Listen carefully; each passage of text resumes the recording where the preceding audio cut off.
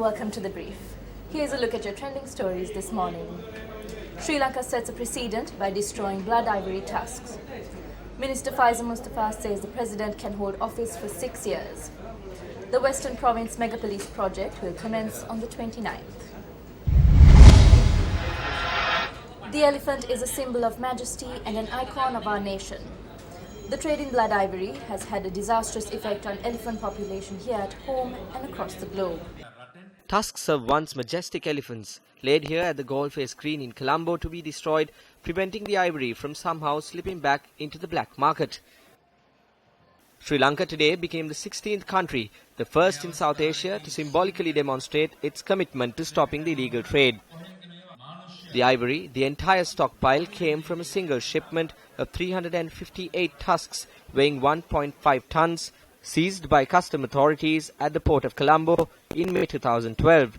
The shipment was in transit from Kenya to Dubai. DNA testing later showed that the tusks came from Tanzania. I was very pleased to accept the invitation from His Excellency, the President of Sri Lanka, to attend today's event, sending a very powerful message by the Sri Lankan government and its authorities that Sri Lanka does not accept and will not accept the illegal trade in ivory. Illegal traders are now under threat in source states, transit states such as Sri Lanka, and destination states. Through this global collective effort that is on display here today in Sri Lanka, we will bring this illegal trade in ivory to an end. Sri Lanka apologized to the elephants. No country has ever formally said sorry for its complicity in the trade.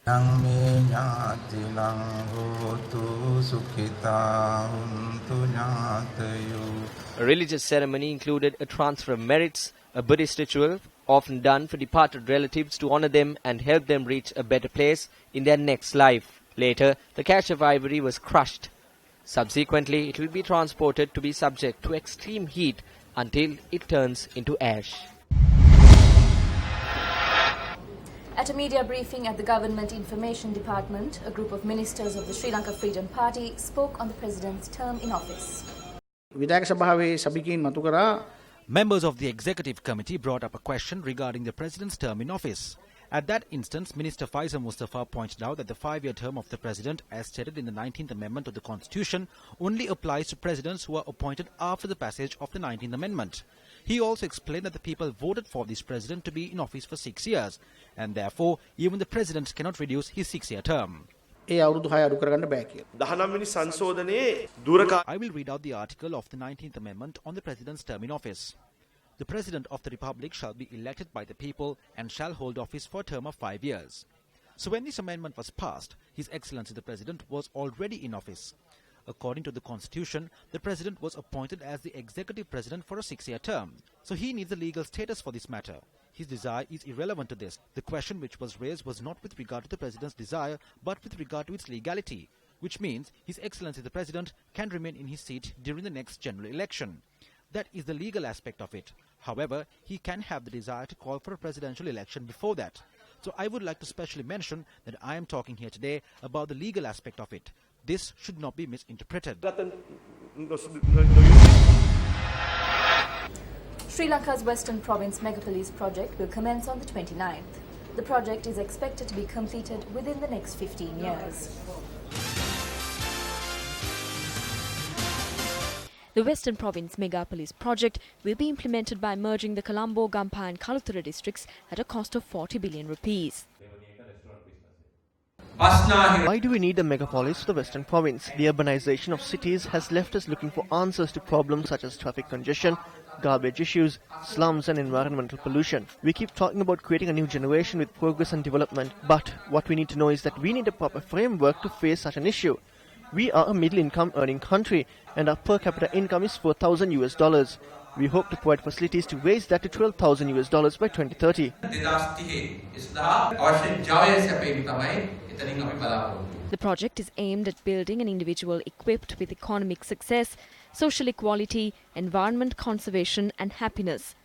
150 sub-projects will be undertaken through 10 themes, and among them are 2 special projects which will design the port city and aviation city. The port city will cover the areas from Matakule to Valawata. The transshipment facility we now have serves as a hub to load and offload goods from vessels. which come to the ports. In addition to that, we will also attend to repair and clean vessels and also supply equipment for the vessels.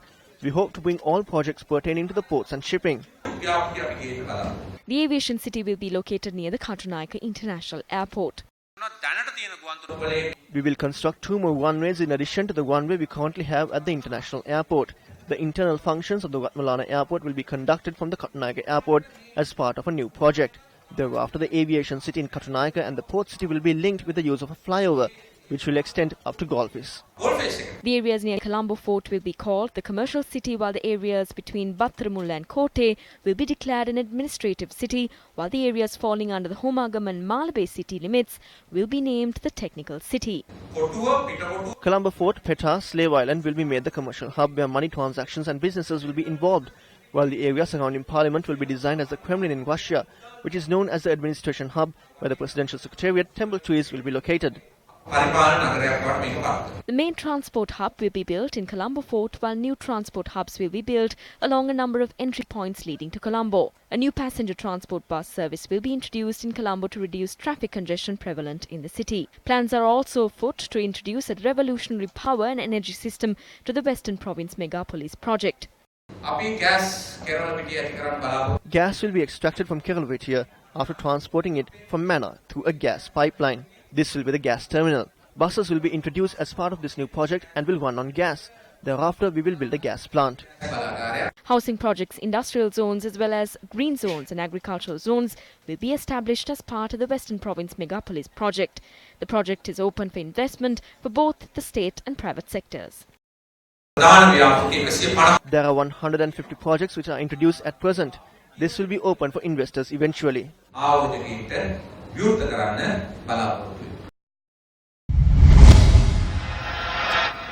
And that's a wrap of the brief for today. For the Newsfirst team, I'm Aishwarya Pinto, reminding you to stay briefed.